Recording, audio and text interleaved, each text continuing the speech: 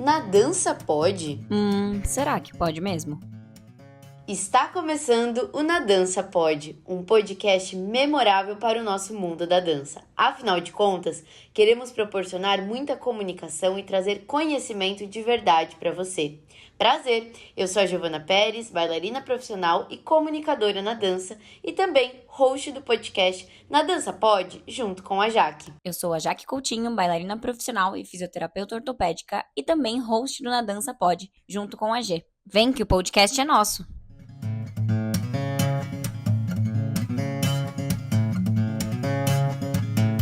De certa forma, todo ensino de qualidade, seja na dança ou fora dele, requer boas reflexões para melhores práticas. Quando se fala de dança clássica, é comum escutarmos as metodologias de ensino, como a metodologia Vaganova.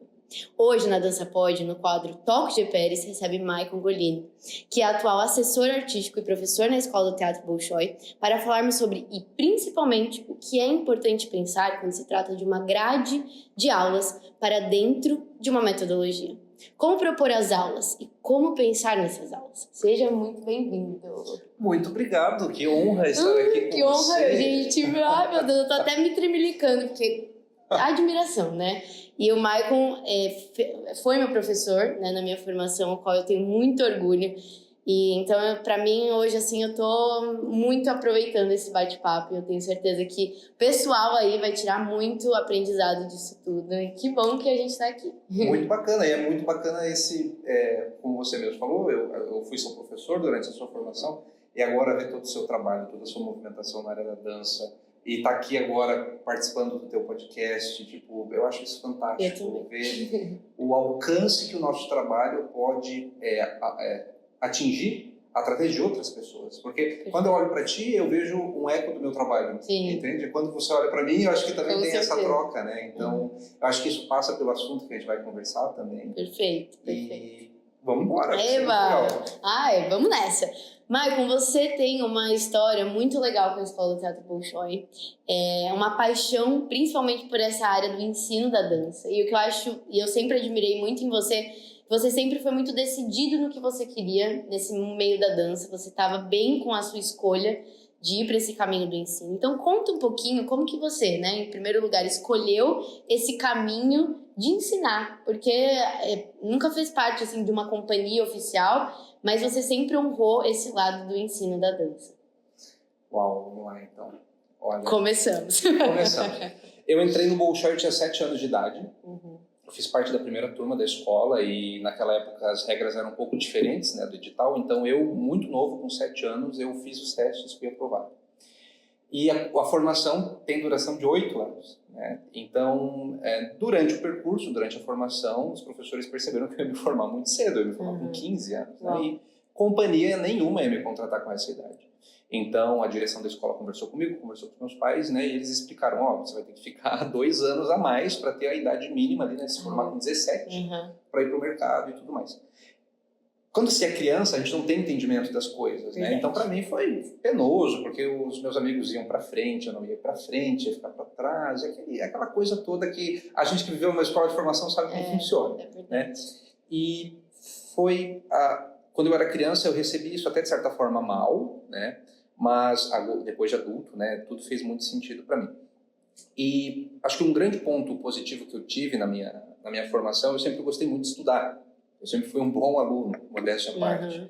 Então, logo, desde cedo, desde a minha primeira aula de balé aqui no Bolshoi, assim, eu fiquei encantado por uma escola de formação. Nossa, você tinha aulas pensadas, você tinha horários estratégicos, você tinha perfis de professores diferentes, modalidades diferentes de dança. Então, aquilo me cativou logo muito cedo. Aí uma coisa que muito pouca gente sabe, quando eu era criança, eu brincava assim com os meus bonequinhos, eu tinha bonequinhos assim, né? E depois que eu entrei no Bolshoi, eu comecei a dar aula de balé para os bonequinhos. Olha. Eu tinha 11, 12 anos de idade. Eu ficava imaginando os bonequinhos fazendo os movimentos que eu fazia na sala de aula. Então, eu tenho essas memórias de eu criança, e eu acho que ali começou a vir esse interesse pela pedagogia, por lecionar balé, sabe?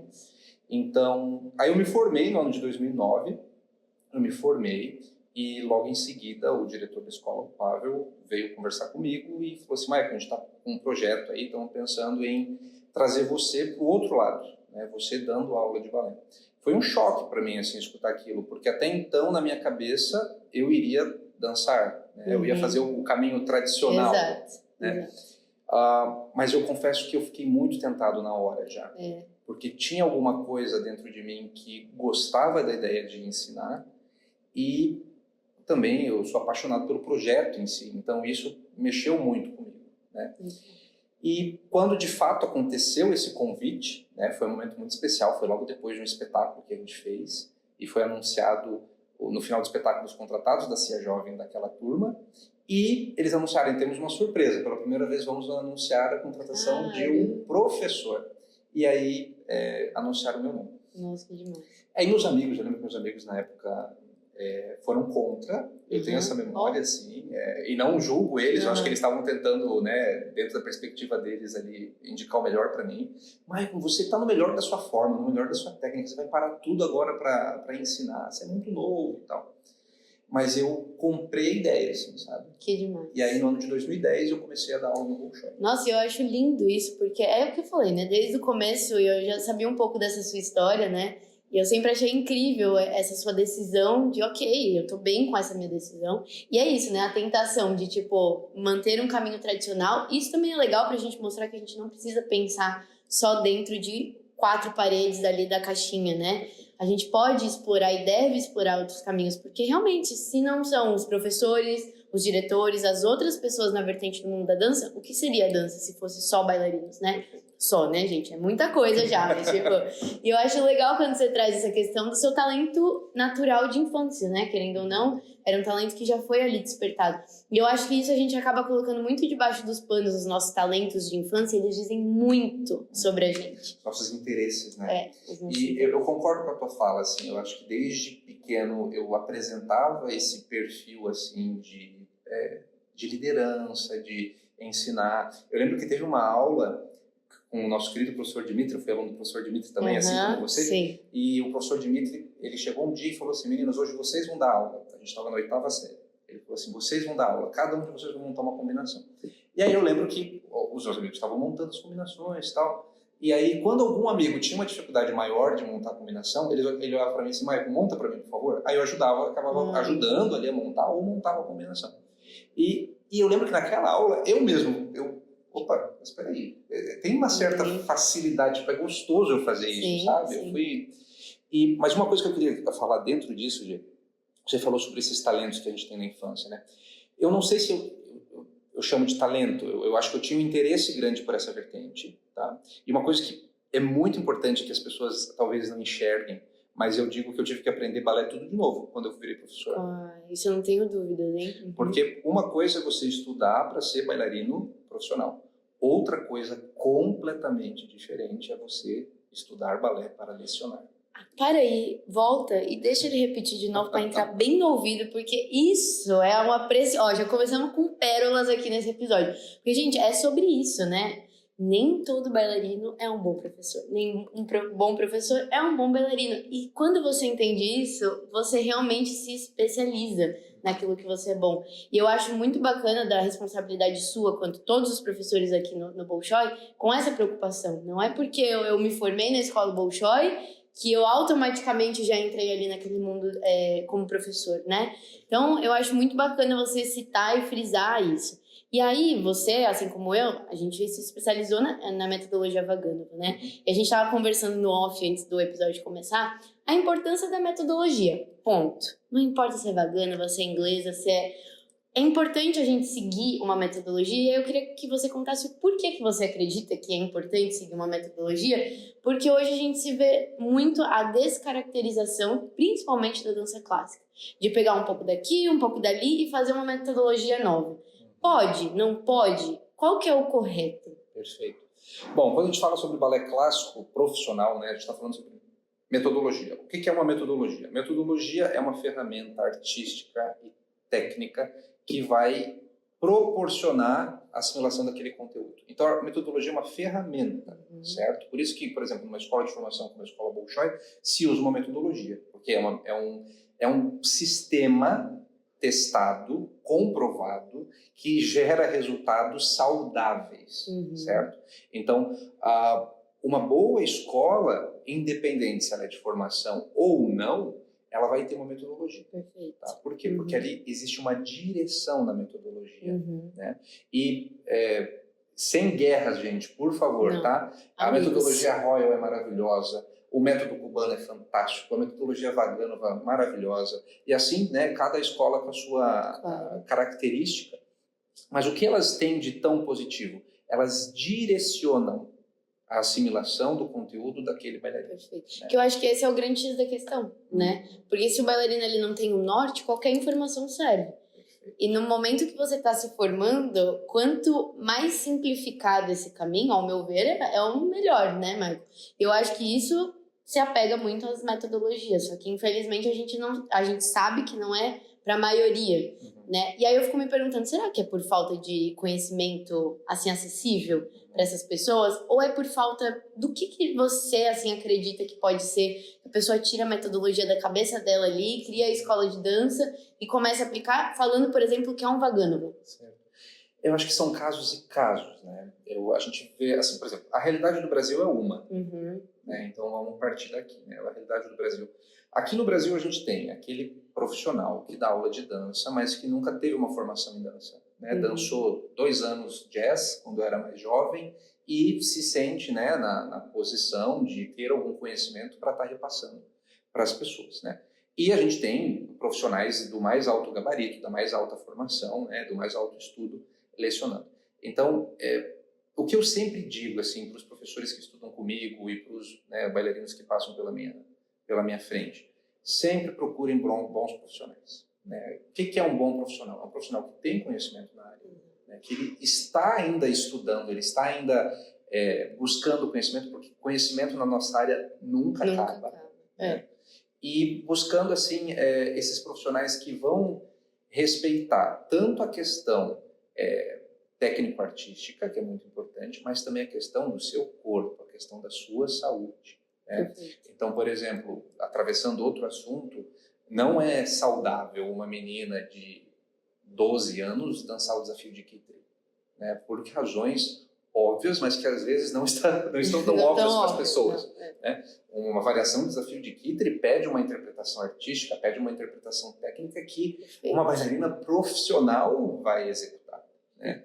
Então, esse que eu vejo assim, que é o maior obstáculo que a gente tem. A gente tem profissionais que são muito bons, tem profissionais que não são tão bons e não estão na busca ali, né, por estar se reciclando, por estar aprimorando e tudo mais. E quando a gente está ensinando qualquer coisa, não precisa ser balé. Né? Quando eu estou ensinando alguém a dirigir, né, eu tenho que lembrar que tem alguém ali, tem uma pessoa ali, tem um ser humano ali, né, com toda a sua trajetória, com toda a sua bagagem, com todas as suas habilidades, todas as suas dificuldades.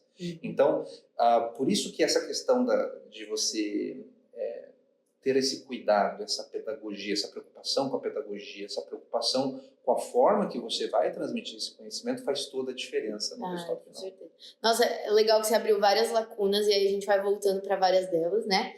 A primeira que eu quero já conectar é a questão da adaptação. Adaptação metodológica dentro da realidade Brasil. E não é porque a escola do Teatro Bolshoi que pode funcionar melhor aqui, porque eu acho que sempre é sobre estratégias e adaptações, né?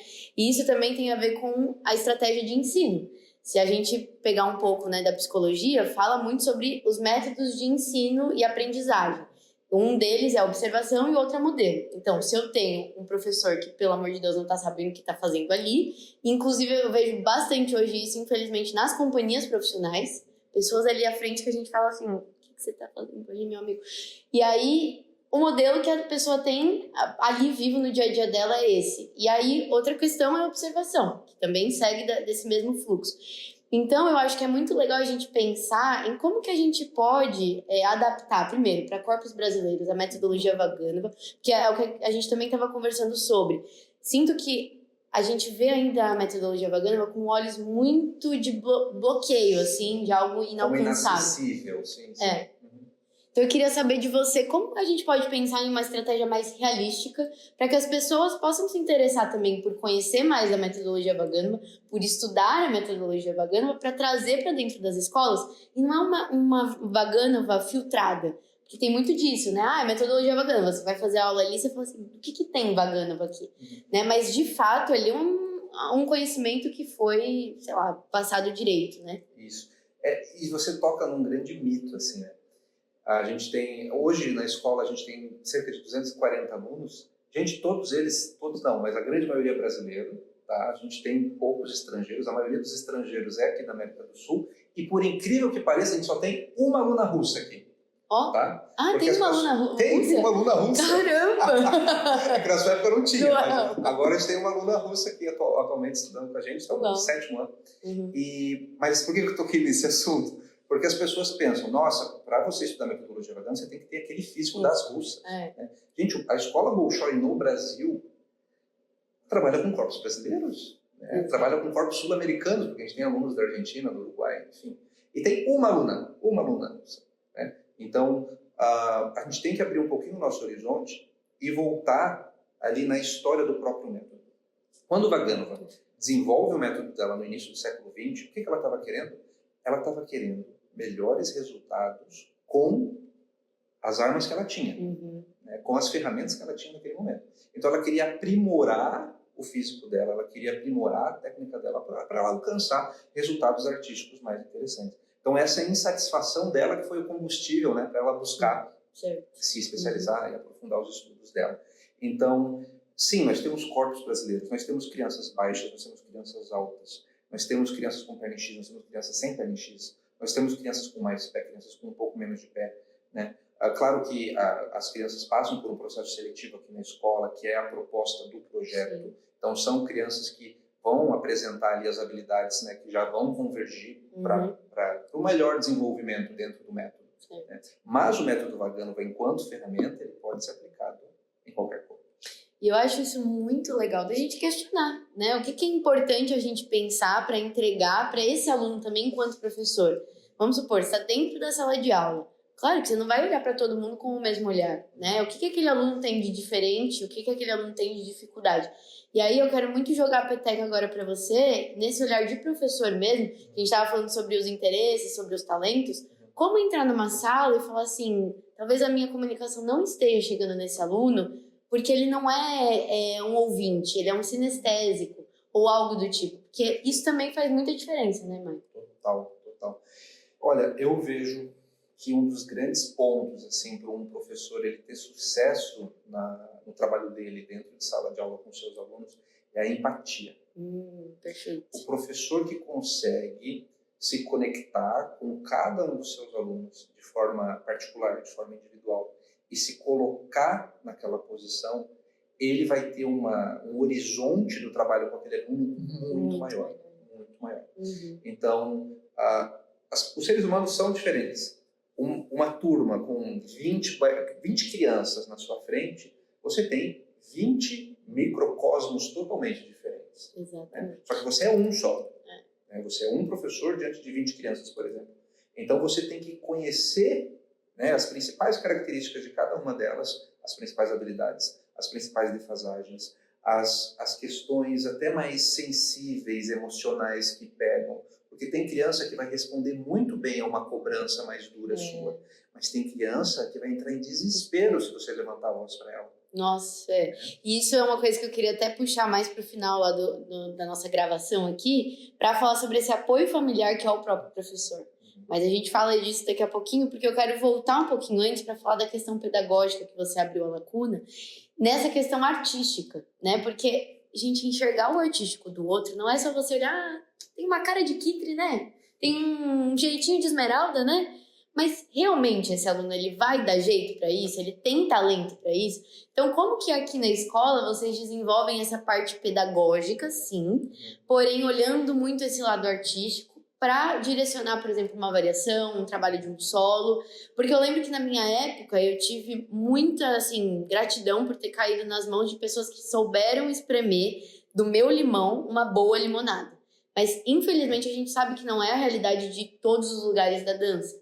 Então, eu acho que também isso seria muito treino do próprio professor, saber avaliar para poder disseminar melhor. Eu vejo assim, um bailarino profissional ele é versátil, né? Então, o professor que trabalha com balé clássico, né, puxando para a minha área, o professor que trabalha balé clássico, ele vai ter que visualizar naquele bailarino as diferentes formas de se expressar, né, as diferentes formas de dançar. Por exemplo, aquele bailarino ele tem um perfil, como as pessoas falam, né, mais adagista, né, entre aspas. A menina é muito lírica, ela combina muito bem com papéis românticos e tudo mais. Aquele rapaz ele funciona muito bem com a parte heróica da dança, né, com o personagem mais viril, mais másculo e tudo mais. Mas a gente não pode ficar só no que a pessoa tem facilidade. A gente tem que, justamente, identifiquei, beleza, você funciona muito bem com isso, mas agora vamos virar aqui, e vamos ver como você se sai fazendo o oposto do que já é confortável para ti. Eu odiava quando isso acontecia comigo, mas tudo bem, passou. Mas eu vejo assim, que é um caminho necessário, até para o próprio artista, ele se entender, ele perceber, poxa, dançar... sei lá, vamos lá, dançar Don Quixote, primeiro ato, para mim é mais gostoso, é mais fácil, tudo mais. Mas dançar Gisele, segundo ato, eu tenho que me concentrar muito, sabe? Sim. O bailarino, ele precisa ter esse conhecimento do próprio corpo dele, da própria técnica, do próprio artístico dele. Né? Porque quando ele for para uma companhia profissional, ele vai ser puxado de todos os lados. Com certeza. Isso é muito legal também para ver a versatilidade para além do balé clássico, né? Uma dança contemporânea, o que mais agrega? Um street dance, um sapateado, né? Eu acho isso muito legal. E são poucas as pessoas que têm essa maturidade, esse olhar para isso, mas é o nosso papel aqui, né? Ampliar esse conhecimento, essa conscientização do qual é a importância, de fato, de você se tornar um profissional da dança versátil, ponto. Não interessa se você é um bailarino, se você é um professor... Não interessa você saber que cada aluno é um aluno e que sua metodologia tem que ser adaptada, a sua forma de ensino tem que ser adaptada, né? Sim. E esse olhar, eu acho que falta muito hoje essa empatia que você falou, de chegar na sala, e aí agora eu quero que você comente um pouquinho sobre essa questão. Joinville, muitas pessoas se saem das suas casas para morar aqui em Joinville para estudar no Bolshoi, que foi o que aconteceu comigo, e, assim, muitas delas deixam família, então tem que morar em meios sociais e tudo mais, e às vezes só tem 12 anos, só tem 11 anos. E às vezes a família é o próprio professor. Ele vai se pegar nesse professor como uma figura de um pai, por exemplo, né? E como que você lida também emocionalmente com tudo isso? Porque deve pegar cada coisa também que não é fácil, né, Michael? Sim. Eu vou te dar 2 exemplos. O primeiro exemplo eu como aluno. Quando eu comecei no Bolshoi, eu acho que eu estava na 3ª série, eu era bem novinho. Meus pais são divorciados, desde antes do Bolshoi. E eu lembro que eu tinha um professor aqui que era fantástico, que eu amava ele. Nossa, eu era fã. Sabe quando a gente é fã do professor? Assim? E aí eu lembro que é aquela coisa de criança. Eu tinha o hábito de escrever desde criança, sabe? Até hoje tem um caderno que eu anoto umas coisas. E eu escrevi assim, eu queria que o professor X fosse meu pai. Escrevi aquilo. Aí um dia minha mãe mexendo nas minhas coisas, ela viu aquilo. Minha mãe veio toda preocupada. Filho, você tá triste, o que está acontecendo? Por que você quer que ele seja seu pai? Eu disse, mãe, não é que eu gosto dele, eu sou fã dele, sabe? Se eu pudesse ter ele no Bolshoi em casa, eu ia achar fantástico. Na minha cabeça era aquilo, sabe? Era uma admiração tremenda. E aí, hoje em dia, eu tô no outro lado, né? Tô na figura de professor. E aí, Giovana, eu lembro dessa história, eu lembro desse Michael, que olhava para esse professor com esse endeusamento. Eu lembro disso todo dia, quando tem que ter uma criança. Terrível. Porque eu não posso fazer menos, entende? Eu acho que nós, professores, e saio da área da dança, eu acho que as pessoas que ensinam outras pessoas, que formam outras pessoas, elas têm um poder gigantesco nas mãos delas. Elas podem destruir a vida da pessoa, ou elas podem realmente projetar a pessoa para a melhor versão dela. Então, acho que nós que trabalhamos com educação, de qualquer forma, nós temos que ter muito cuidado. Eu acho isso um lugar de muita responsabilidade, né? E que a gente tem que falar sobre isso, porque não é só você ser chamado para dar aula e topar dar aula. Nesses 45 minutos, nessa 1h30 que você está ali com aquelas crianças, você pode traumatizar literalmente através da sua fala, né? Então hoje a gente precisa prezar por essa gama do que se faz um profissional da dança, um professor, né? E é o modelo que o seu bailarino ali tá tendo, né? Então eu acho isso muito importante da gente comentar sobre. E aí agora falando um pouquinho sobre técnica masculina. Deixa eu só te interromper. Pai, eu te amo, tá? Só não leva pro outro lado, tá? Mas pai, eu te amo, a gente já conversou sobre isso, tá tudo certo. Com certeza. Mas é ótimo você ter falado sobre a questão do modelo, porque eu acho que é bem isso mesmo. Sim. Se a gente não tiver... E outra, a gente passa aqui no Bolshoi em escolas formadoras muito tempo no nosso dia a dia. Se a gente não tiver o nosso professor como modelo, como uma inspiração, né? Então... bem legal isso, com certeza. Opa, uma pausinha de leve aqui no nosso episódio para te contar que agora você também pode apoiar o seu podcast de dança, o Na Dança Pode. Através da plataforma Apoia-se, há diversas formas de você conferir e colaborar com a gente, ganhar várias exclusividades para fazer parte da nossa comunidade e contribuir para que o nosso pod continue crescendo e comunicando muito na dança. O link você encontra depois que terminar de escutar ou assistir o seu episódio aqui na nossa descrição. Na Dança Pode apoiar? Pode sim. Apoie o Na Dança Pode. E aí, falando em técnica masculina, que é também a sua especialidade, né, da sua formação também, o que é importante a gente pensar em técnica masculina? Porque, pelo amor de Deus, você aí que vai dar uma aula, né, tá ali com rapazes na sua sala, não cometa o erro de passar o mesmo passo que você passa para as mulheres, para os homens, né? Porque assim como a gente não gosta quando passa exercícios masculinos que estamos de pontas, né? Então eu acho que seria legal a gente comentar. Tem uma especialização hoje, há uma forma para estudar a técnica masculina de fato. Eu acho isso mega importante. Eu acho que, inclusive, isso é uma informação que a gente pode espalhar mais, a ponto de, rapazes, a dança também é para você. Porque não tem a técnica de pontas, não tem só essa especialização, mas tem algo ali também para vocês. Talvez seja essa uma boa porta, né, pra gente começar a chamar mais pessoas para dança. Eu vejo que o grande desafio que a gente tem na dança é justamente isso, né? O número de mulheres que procuram dançar é muito maior do que o número de homens que buscam dançar. E isso reflete também no número de professores, né? A gente tem uma gama, eu nem sei mensurar, mas é uma gama muito discrepante da relação entre mulheres que dão aula, né, e homens que que lecionam, né? Bom, o homem na dança, eu sempre falo para os meninos que estudam comigo, meninos, vocês são bailarinos, vocês não são burro de carga, vocês não estão aqui só para carregar a bailarina para lá e para cá. Claro, vocês estão aqui para aprender como dar mão, como segurar a menina ali na técnica de padedê e tudo mais.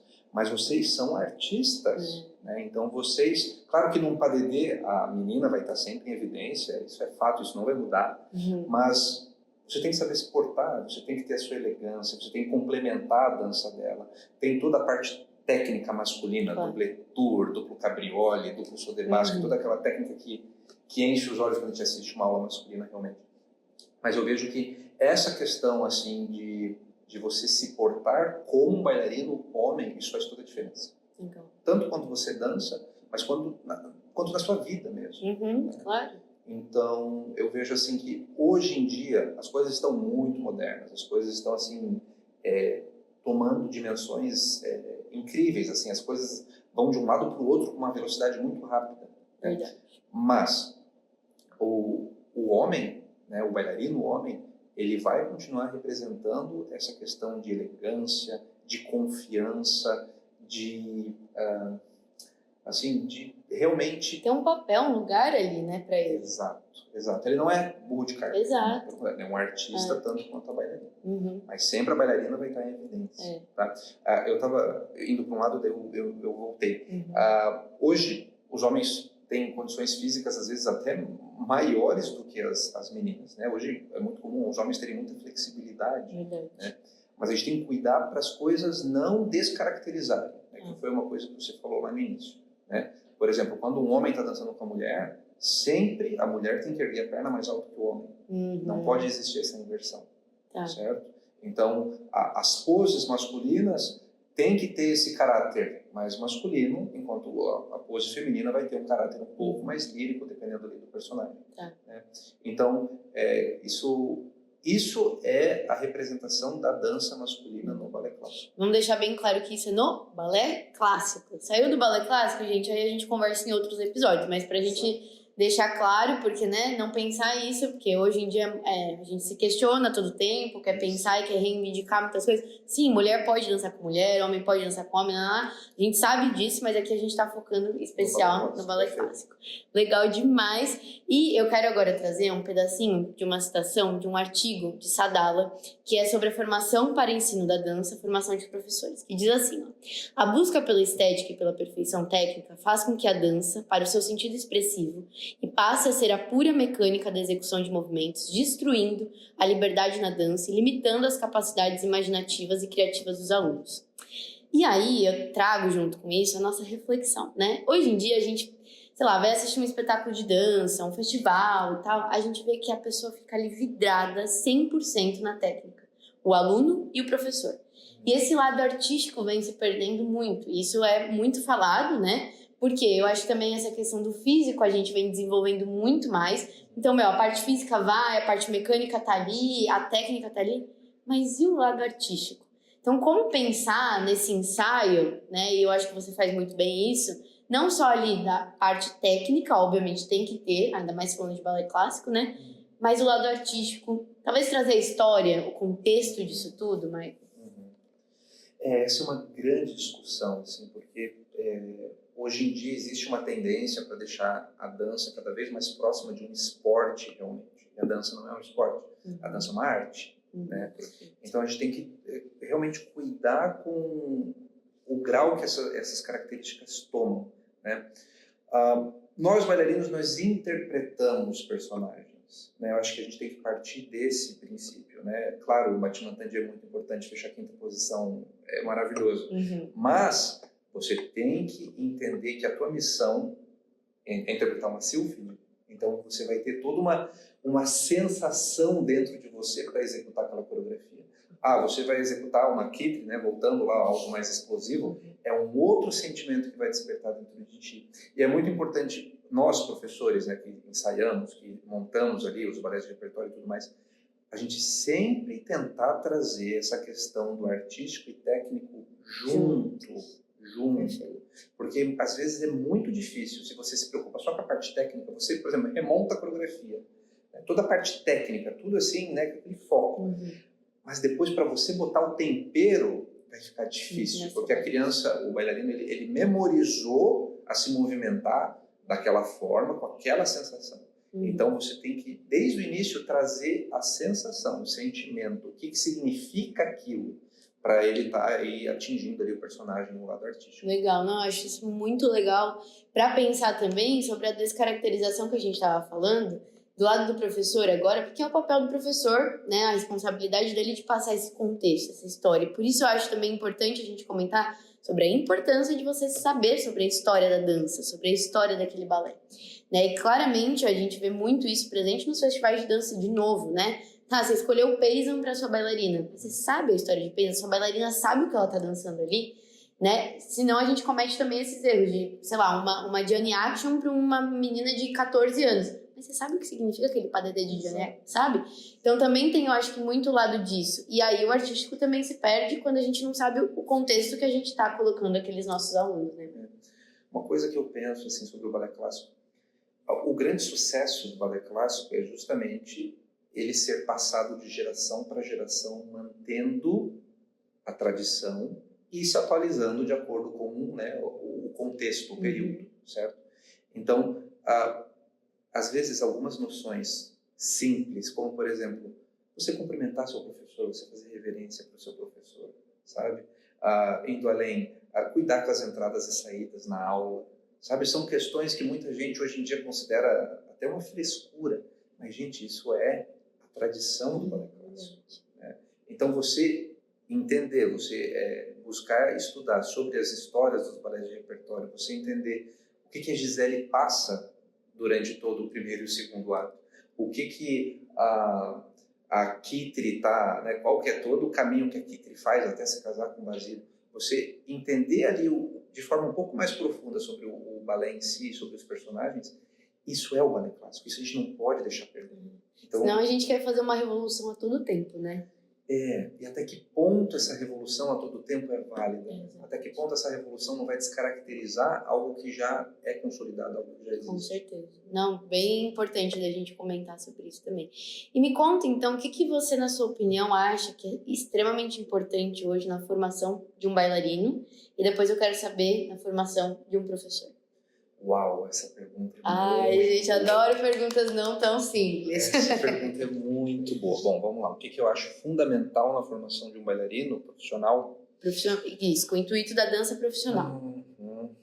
Eu acho que, falando, né, dança profissional, eu acho que o fundamental para um bailarino ser formado, um bailarino profissional ser formado, é ele ser visto como um todo. Ele não ser visto por partes. Ele não ser visto como um pé bonito. Ele não ser visto como um développé bem encaixado. Não, ele tem que ser visto como um todo, uma pessoa, um artista, um indivíduo que tem as suas necessidades e tem as suas ambições. Tá? Então, a partir do momento que tu olha, por exemplo, eu entro na sala da primeira série, eu estou vendo aquela criança lá que está com um pouquinho de dificuldade para levantar a perna 90 graus num dos primeiros exercícios da primeira série. Mas eu tenho que olhar, eu não posso olhar só para a dificuldade dela. Entende? Aquilo ali é uma criança que está começando, tem todo um contexto. Sim, claro. Então, eu acho que um bailarino bem formado é justamente aquele que recebeu uma atenção global de todas as suas necessidades, saúde, psicológico, técnico, artístico, foi realmente motivado, ele sentiu que o professor realmente acreditou nele, que alguém tinha fé nele, fé no sucesso dele. Olha, isso até chega a arrepiar, porque é muito lindo quando a gente encontra esse olhar, né? Eu acho que a gente pode talvez sair daqui, desse nosso bate-papo, melhores perspectivas para você que é professor tá assistindo a gente, né? Eu acho que é muito importante, porque é isso que a gente falou lá no começo, você está lidando com sonhos, você está lidando com uma carreira, e aqui a gente está falando dança com o intuito da profissão. Claro que se você tiver no intuito de se formar porque você ama a dança, aí já são outras coisas que um professor talvez vai ali tá observando e trazendo para o trabalho, né? E aí, quando se fala de professor, então, Michael, o que você acha que é importante nessa formação de um papel que eu acho que talvez os professores não tenham a dimensão da sabedoria, da importância deles no mundo, assim, né? Mas que é legal da gente conversar também sobre. Eu acho que o fundamental para um bom professor é a humildade. Ótimo. Eu acho que o grande inimigo de nós artistas é o ego, né? Então a gente tem que sempre tomar muito cuidado com o nosso ego para não botar. Professor que coloca o ego na frente da sua missão de ensinar é um péssimo professor, porque ele não está ali em função de construir e compartilhar conhecimento. Ele está ali em função dele. Então não existe o processo de ensinar a aprender quando o professor coloca o ego dele, ele coloca ele na frente. Né? Então eu diria assim, bons professores são aqueles que reconhecem que não sabem tudo, tá? Que estão sempre estudando, estão sempre buscando novas formas de aplicar os conteúdos, novas formas, até novas perspectivas de estar ali desenvolvendo o trabalho com as suas turmas. Tá? E realmente são gratos, eles são gratos pelo conhecimento que foi passado para eles, e eles têm essa humildade, essa generosidade de poder passar esse conteúdo que foi repassado para as novas gerações. Então, acho que isso é... E lindo. E a profissão de professor é tão bonito, né? Sem os professores, o que seria? Não só da dança, mas do mundo, né? Sim. Então, é bem legal da gente conversar sobre isso. E aí, voltando àquela questão, né, da grade de aulas. Eu tenho curiosidade, como que faz a grade das aulas aqui no Bolshoi? O que vocês prezam nessa parte mais pedagógica da coisa? E aí, eu queria também pensar nessa questão de, tipo, as reuniões dos professores com os professores e a importância que talvez a gente também não enxerga nessa reunião, mas de um certo alinhamento ali entre todos os profissionais estarem na mesma página, porque é isso que vai para a sala de aula. Perfeito. Bom, vamos lá. Então, de ordem mais prática, assim, né? Sobre a organização das aulas aqui no Bolshoi. A gente tem todo um plano político-pedagógico que é aprovado, certo? E a gente segue o máximo, né? Essa diretriz. Então, nós temos a disciplina de balé clássico, que vai ficar presente na grade dos alunos de 1º ou 8º ano, né, com uma carga de 1h30 diário durante esses 8 anos, de segunda a sexta-feira. É um volume de aula muito bom de dança clássica. E a gente costuma dizer que a grade de formação de 8 anos se divide em 3 momentos. Né? O primeiro momento seria a grade iniciante, digamos assim, de 1º a 3º ano. Tá? Ali as crianças vão ter toda uma série de disciplinas que vão estar ligadas a justamente questões básicas da dança. Então vai ter o balé clássico, ela vai ter 2 tipos de aula de ginástica diferentes, que vão proporcionar esse conhecimento do próprio corpo dela em relação à dança. Elas vão começar com a aula de dança popular histórica, que é uma disciplina, gente, fantástica. Eu sou fã dessa disciplina, porque as crianças estudam as danças de corte, né? A origem do balé. Né? Então, ela vai ser colocada pela primeira vez ali, o menino no papel de cavaleiro, a menina no papel de dama, eles vão ter o primeiro contato, vão aprender a segurar o braço e tudo mais, e vão aprender sobre essa questão de postura, né? Que vem de muito tempo atrás. E a gente tem um grande diferencial aqui na nossa escola no Brasil, que é justamente a disciplina de danças populares brasileiras. Isso é legal demais. Que isso na Rússia não existe. Né? O Bolshoi é baseado nas escolas de formação russas, mas eles não estudam danças brasileiras, eles não estudam frevo, eles não estudam maracatu. Né? E o que é um grande trunfo, as danças brasileiras, na sua essência, elas são muito rítmicas. Elas ajudam a criança a entender melhor o ritmo através do corpo. Então a gente vê um sucesso muito grande nesses 3 primeiros anos, porque a gente vê como essa disciplina de dança popular brasileira, ela ajuda a criança a entender o ritmo associado com o corpo dela. E paralelo a isso, a gente tem sempre a disciplina de música. Então a música, né, para o balé clássico, ela não tem como dissociar uma coisa da outra. Então, de forma resumida, tá, gente? Isso acontece nos 3 primeiros anos. Depois a gente vai para o nível intermediário, que são 2 anos, 4º e 5º ano. Aí aqui a gente começa a expandir os horizontes desse bailarino em formação. Então a gente começa a introduzir dança contemporânea, né, que hoje é uma necessidade de mercado. Né, e é muito importante porque bailarinos clássicos geralmente são taxados de muito duros, né? E a gente já ali no 4º ano a gente já precisa começar a quebrá-los, né, nesse sentido deles aprenderem a se mexer, de provocar outra movimentação com outro corpo, né? E a gente também vai ter aí a prática do piano, aí eles vão, aquela informação de música que era teórica nos 3 primeiros anos vai para a parte prática, né? E além de outras disciplinas como dramatização, e a gente começa a adentrar essa parte de interpretação realmente teatral, certo? E o último bloco, que é o bloco, digamos, avançado, é o nível técnico, 6º, 7º e 8º ano. Aí sim, a grade vai virar totalmente assim, para as disciplinas práticas. A gente só tem aí, acho que 2 disciplinas teóricas. O restante é muita carga prática. Aí a gente tem dança clássica, repertório, dança contemporânea. A gente, inclusive, aumenta a carga de dança contemporânea nos 3 últimos anos. A gente vai ter dueto, né, que é o PADD. E a gente vai ter ali toda uma oportunidade maior para esses bailarinos em estudarem outros estilos de dança. A gente promove muitas oficinas aqui na escola, principalmente para esses últimos anos. E aí a proposta pedagógica e artística que a gente traz é justamente eles vivenciarem o que eles não vivenciaram. Então é muito comum a gente trazer oficinas de jazz e os bailarinos vão à loucura, porque a gente não tem o jazz na nossa grade, né? Então eles encaram assim, nossa, é uma novidade, é um corpo diferente, é um movimento diferente. Também as disciplinas de dança brasileira a gente traz para eles, e sempre que possível contato com outros professores e outros coreógrafos que tragam propostas disruptivas para esses corpos. Porque você usou lá no início, né, sobre estar numa caixa. Né? Uma escola de formação é justamente não deixar na caixa. É você, claro, construir aquele corpo, organizar aquele bailarino, mas você dá as ferramentas para ele fazer tudo o que ele quiser depois. E isso é engraçado que as pessoas não veem dessa forma, né? As pessoas acham que aquela coisa tradicionalzinha, quadradinha ali, mas vai muito também da perspectiva e interpretação, né, de quem tá, acho que do lado de fora. E esse bate-papo acho que tá aqui hoje para quebrar muito gelo com pancada, assim, de dar um chacoalho, sabe assim? E dando esse chacoalho, então, eu quero tocar num tópico que é um tópico que eu vejo que o Bolshoi vem se disruptindo, se é que essa palavra existe, saindo, assim, né, do tradicional de que era não ir para festivais de dança, não, né, não tinha essa tradição dos alunos e tal. E esses últimos anos a gente já vê tanto alunos que ainda são da escola, quanto os bailarinos que estão na companhia. Você, Michael, o que você acredita que é importante enquanto festival de dança, na formação de bailarino? Olha, eu vejo de forma muito positiva como experiência cênica, tá? A gente... É verdade o que você falou, assim, durante muito tempo o Bolshoi não se abria para esse tipo de prática. Hoje em dia a gente já tem outros olhares aqui dentro da escola para isso.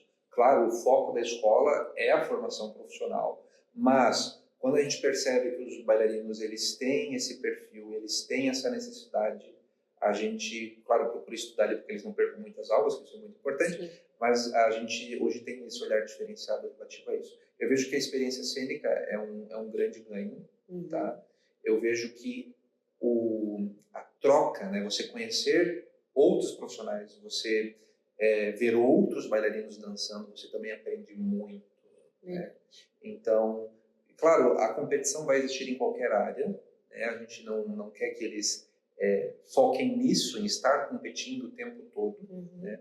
Mas vivenciar esse outro lado que a dança proporciona é válido sim para agregar na formação. Legal.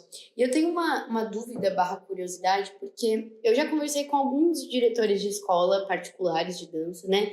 E me relataram a seguinte dúvida e a seguinte problemática dentro da escola. Ah, Giovana, se a gente vai muito aos festivais, se a gente, não vai aos festivais de dança, a gente acaba não retendo os nossos alunos.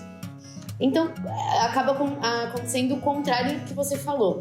E o que você acha que pode ser, talvez não uma solução, porque né, a gente não tem o poder de solucionar nada, mas uma luz no fim do túnel dessas escolas, Maicon? Eu vejo assim, a gente precisa botar na cabeça das pessoas que dança é um estilo de vida. Então, vai muito além de botar o tchutchu e ir no palco competir. Você aprende valores, você aprende sobre cultura, você aprende sobre cuidados com o seu corpo. Então, quando você entra nesse universo da dança, não é só estar no palco. Existe toda uma vivência, existe toda uma questão de aprendizados que você vai levar para a sua vida. Né? Então, a minha sugestão é, professores, diretores, busquem estratégias de justamente estar mostrando para os bailarinos de vocês que participar do festival é super, é bacana, é legal e realmente faz toda a diferença.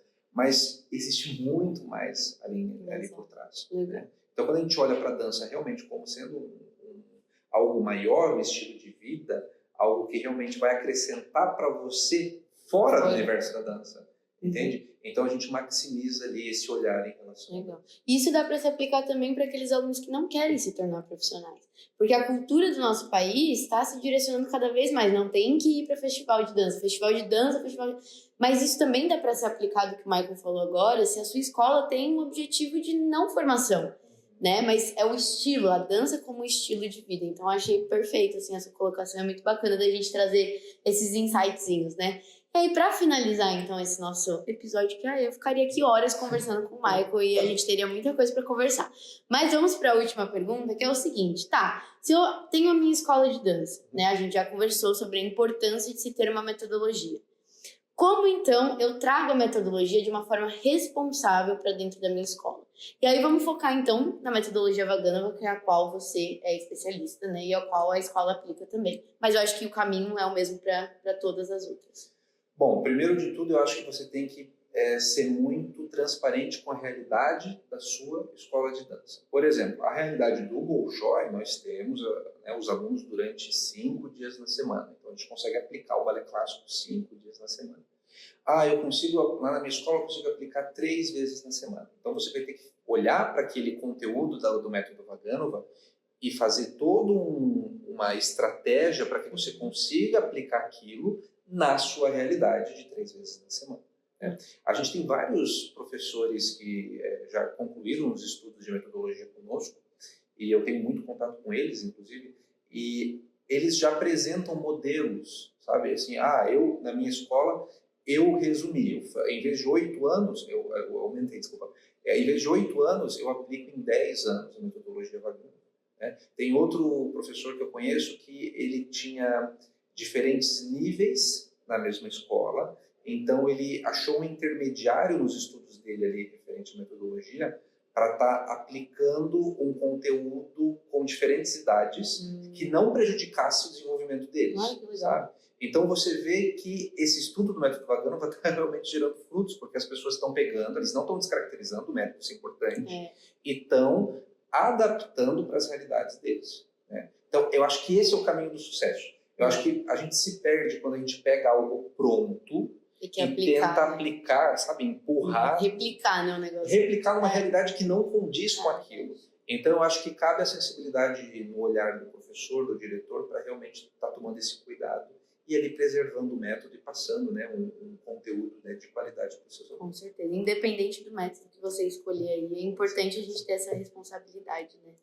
Eu amei, foi uma aula esse episódio, realmente. Michael, muito, muito obrigada. Você sabe que a minha eterna admiração e gratidão por você, pela Escola do Teatro Bolshoi. E eu quero te convidar mais vezes pra gente conversar de outros assuntos. E é isso, muito, muito obrigada. Eu que agradeço, adorei, assim, espero, né, essa troca que a gente tem aqui tenha atingido alguém, assim, de forma positiva, né?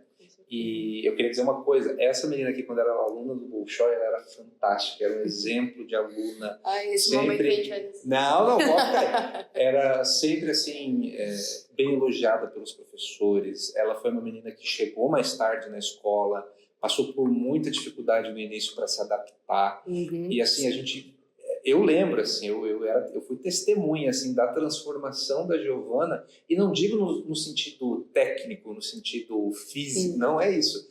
É a transformação como pessoa da Giovana, de alguém que chegou aqui com um sonho muito grande e foi, assim, sugando tudo e todos e construiu, tá aí, essa pessoa maravilhosa, essa artista incrível, aí contribuindo para a nossa área da dança. Não, então eu que agradeço. Muito feliz mesmo, sério, muito feliz mesmo. Obrigada. Prazeraço. Obrigada, valeu, gente. E aí, curtiu esse episódio? Que tal então deixar o seu feedback aqui pra gente? Ele é super importante pra nós e ficaremos super felizes em poder falar com você.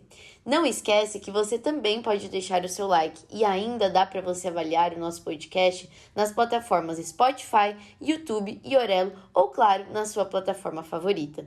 Ah, e se você tiver alguma sugestão de temática para os nossos próximos episódios ou até mesmo de convidados, manda lá no nosso Instagram, @nadancapodcast. Estamos de olho em você, hein? Valeu demais e até a próxima!